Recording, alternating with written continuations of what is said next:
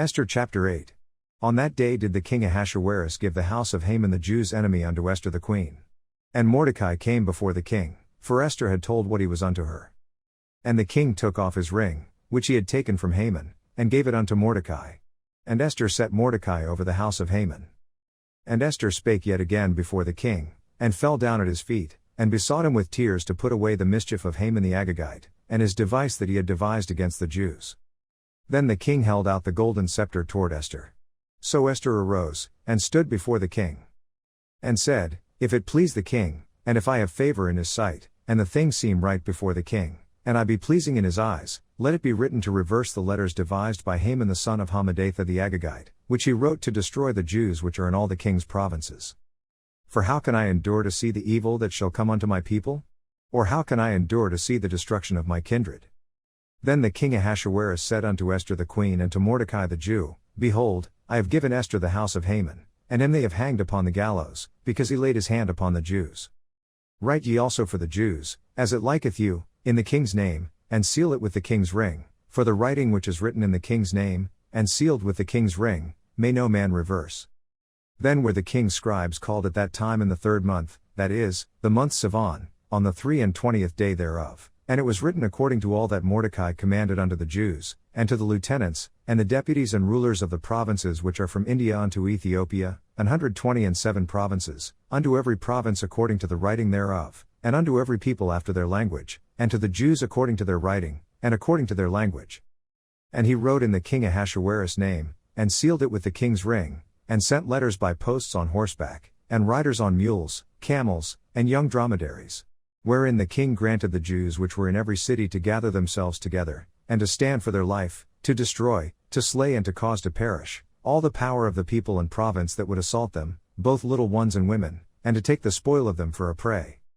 Upon one day in all the provinces of King Ahasuerus, namely, upon the 13th day of the 12th month, which is the month Adar. The copy of the writing for a commandment to be given in every province was published unto all people, and that the Jews should be ready against that day to avenge themselves on their enemies. So the posts that rode upon mules and camels went out, being hastened and pressed on by the king's commandment. And the decree was given at Shushan the palace. And Mordecai went out from the presence of the king in royal apparel of blue and white, and with a great crown of gold, and with a garment of fine linen and purple, and the city of Shushan rejoiced and was glad. The Jews had light, and gladness, and joy, and honor. And in every province, and in every city, whithersoever the king's commandment and his decree came, the Jews had joy and gladness, a feast and a good day. And many of the people of the land became Jews, for the fear of the Jews fell upon them. Esther chapter 9. Now in the 12th month, that is, the month Adar, on the 13th day of the same, when the king's commandment and his decree drew near to be put in execution, in the day that the enemies of the Jews hoped to have power over them, though it was turned to the contrary, that the Jews had rule over them that hated them. The Jews gathered themselves together in their cities throughout all the provinces of the king Ahasuerus, to lay hand on such as sought their hurt, and no man could withstand them, for the fear of them fell upon all people. And all the rulers of the provinces, and the lieutenants, and the deputies, and officers of the king, helped the Jews, because the fear of Mordecai fell upon them. For Mordecai was great in the king's house, and his fame went out throughout all the provinces, for this man Mordecai waxed greater and greater. Thus the Jews smote all their enemies with the stroke of the sword, and slaughter, and destruction, and did what they would unto those that hated them. And in Shushan the palace the Jews slew and destroyed 500 men. And Parshandatha, and Dalphan, and Aspatha, and Parata, and Adalia, and Aradatha, and Parmashta, and Arasai, and Aradai, and Vehezatha. The 10 sons of Haman the son of Hammedatha, the enemy of the Jews, slew they, but on the spoil laid they not their hand. On that day the number of those that were slain in Shushan the palace was brought before the king.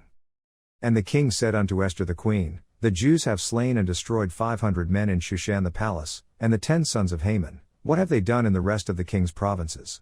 Now what is thy petition? And it shall be granted thee, or what is thy request further?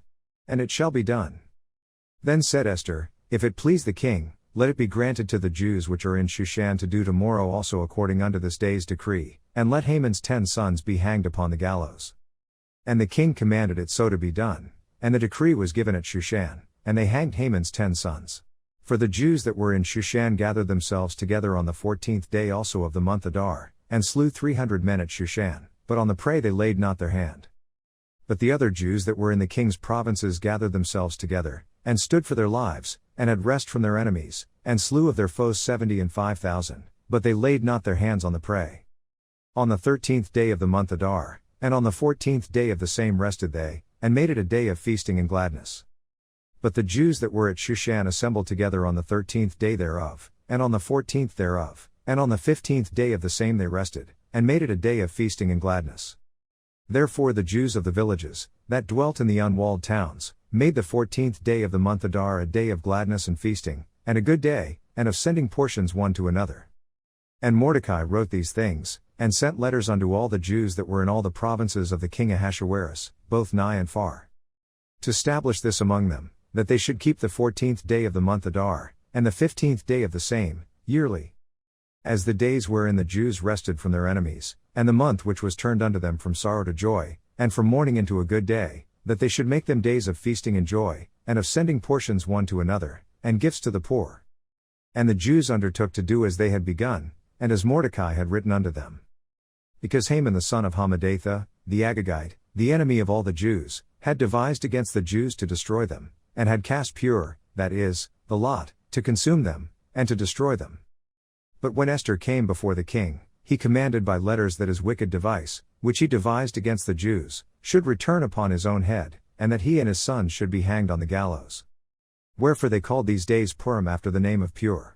Therefore for all the words of this letter, and of that which they had seen concerning this matter, and which had come unto them, the Jews ordained, and took upon them, and upon their seed, and upon all such as joined themselves unto them, so as it should not fail, that they would keep these 2 days according to their writing, and according to their appointed time every year.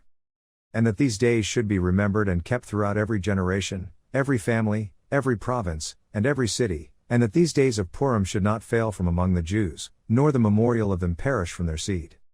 Then Esther the queen, the daughter of Abihail, and Mordecai the Jew, wrote with all authority, to confirm this second letter of Purim. And he sent the letters unto all the Jews, to the 127 provinces of the kingdom of Ahasuerus, with words of peace and truth, to confirm these days of Purim in their times appointed, according as Mordecai the Jew and Esther the queen had enjoined them, and as they had decreed for themselves and for their seed, the matters of the fastings and their cry. And the decree of Esther confirmed these matters of Purim, and it was written in the book. Esther chapter 10. And the king Ahasuerus laid a tribute upon the land, and upon the isles of the sea. And all the acts of his power and of his might, and the declaration of the greatness of Mordecai, whereunto the king advanced him, are they not written in the book of the chronicles of the kings of Media and Persia? For Mordecai the Jew was next unto king Ahasuerus, and great among the Jews, and accepted of the multitude of his brethren, seeking the wealth of his people, and speaking peace to all his seed. 1 Corinthians chapter 12 verses 27 through 31. Now ye are the body of Christ, and members in particular. And God hath set some in the church, first apostles, secondarily prophets, thirdly teachers, after that miracles, then gifts of healings, helps, governments, diversities of tongues. Are all apostles? Are all prophets? Are all teachers? Are all workers of miracles? Have all the gifts of healing? Do all speak with tongues? Do all interpret? But covet earnestly the best gifts, and yet show I unto you a more excellent way. 1 Corinthians chapter 13. Though I speak with the tongues of men and of angels, and have not charity, I am become a sounding brass, or a tinkling cymbal. And though I have the gift of prophecy, and understand all mysteries, and all knowledge, and though I have all faith, so that I could remove mountains, and have not charity, I am nothing. And though I bestow all my goods to feed the poor, and though I give my body to be burned, and have not charity, it profiteth me nothing. Charity suffereth long, and is kind, charity envieth not, charity vaunteth not itself, is not puffed up, doth not behave itself unseemly, seeketh not her own, is not easily provoked, thinketh no evil, rejoiceth not in iniquity, but rejoiceth in the truth, beareth all things, believeth all things, hopeth all things, endureth all things. Charity never faileth, but whether there be prophecies, they shall fail, whether there be tongues, they shall cease, whether there be knowledge, it shall vanish away. For we know in part, and we prophesy in part. But when that which is perfect is come, then that which is in part shall be done away. When I was a child, I spake as a child, I understood as a child, I thought as a child, but when I became a man, I put away childish things. For now we see through a glass, darkly, but then face to face, Now I know in part, but then shall I know even as also I am known. And now abideth faith, hope, charity, these three, but the greatest of these is charity. Psalms chapter 37 verses 1 through 11. Fret not thyself because of evildoers, neither be thou envious against the workers of iniquity. For they shall soon be cut down like the grass, and wither as the green herb. Trust in the Lord, and do good, so shalt thou dwell in the land, and verily thou shalt be fed. Delight thyself also in the Lord, and he shall give thee the desires of thine heart. Commit thy way unto the Lord, trust also in him, and he shall bring it to pass. And he shall bring forth thy righteousness as the light, and thy judgment as the noonday. Rest in the Lord, and wait patiently for him. Fret not thyself because of him who prospereth in his way, because of the man who bringeth wicked devices to pass. Cease from anger, and forsake wrath, fret not thyself in any wise to do evil. For evildoers shall be cut off, but those that wait upon the Lord, they shall inherit the earth. For yet a little while, and the wicked shall not be, yea, thou shalt diligently consider his place, and it shall not be. But the meek shall inherit the earth, and shall delight themselves in the abundance of peace. Proverbs chapter 21 verses 23 through 24. Whoso keepeth his mouth and his tongue keepeth his soul from troubles. Proud and haughty scorner is his name, who dealeth in proud wrath.